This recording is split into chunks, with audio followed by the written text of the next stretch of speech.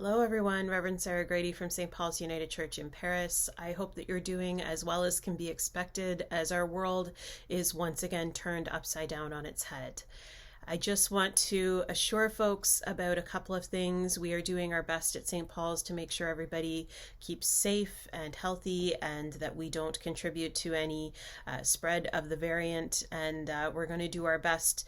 On Christmas Eve, we are still going ahead with a Christmas Eve service. We are just doing one service. We had posted that we would be doing 7 and 9 p.m. But if you didn't see our announcement yesterday, we have shifted to one service. It will be pre-registration required. We are strongly encouraging fully vaccinated status to attend, and contact tracing will be in effect, masking, double masking if we need to, and sanitization protocols all in place, social distancing protocols still in place.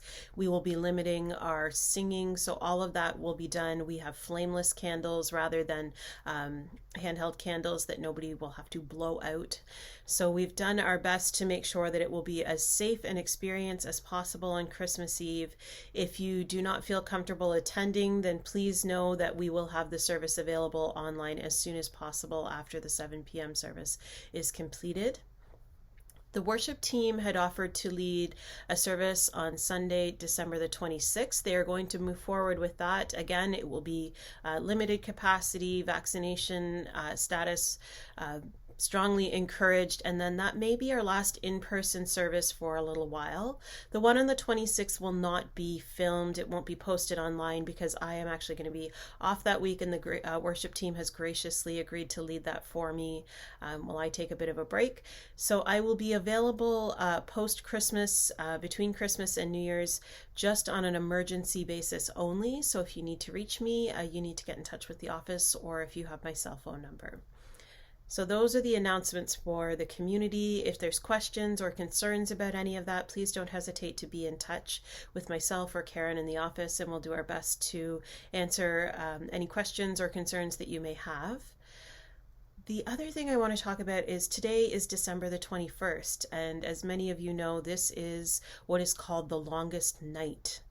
We have the most darkness. The sun came up really late today, and the sun will be setting quite early today. I didn't even look at what time exactly the sun will be setting, but it is the winter solstice, the day of the year where there is more darkness than light. And I often use the metaphor of this day when I participate in a celebration of life, when I'm presiding over that.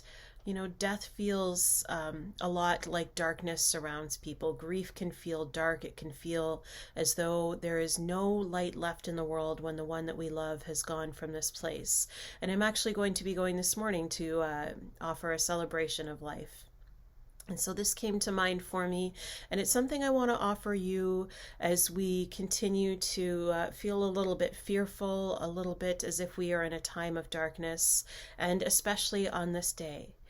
I offer you the words of the Gospel of John that say, "In the beginning was the Word, and the Word was with God, and the Word was God. He was in the beginning with God, and all things came into being through him, and without him not one thing came into being. What has come into him, into being in him was life, and the life was the light of all people. The light shines in the darkness, and the darkness shall not overcome it." I always find these words comforting. I always find hope in them. And my hope and prayer for each of you is this. Tomorrow, there'll be just a little bit more light than there was today. Every day following December 21st marks the return of a light, the return of more light. And so no matter what's going on in our world, no matter how you may be feeling in the darkness of this time, of this day, whatever that looks like for you. I know for a lot of people who struggle with seasonal affective disorder and struggle with their mental health in this time of year in general, that the dark days can feel really hard. But my prayer for everybody is that each day following those days of darkness will hold just a little bit more light. And if you can't hold on to that, hold on to that Gospel of John that reminds us that no matter where we are, the beginning or the end, the light is present, it is with us, it is the light of the world that we will celebrate once again in just a few days' time. May God be with you wherever you are. I hope that you're safe. I hope that you're well. And who knows when I'll get to see you again, but I hope that it's very soon.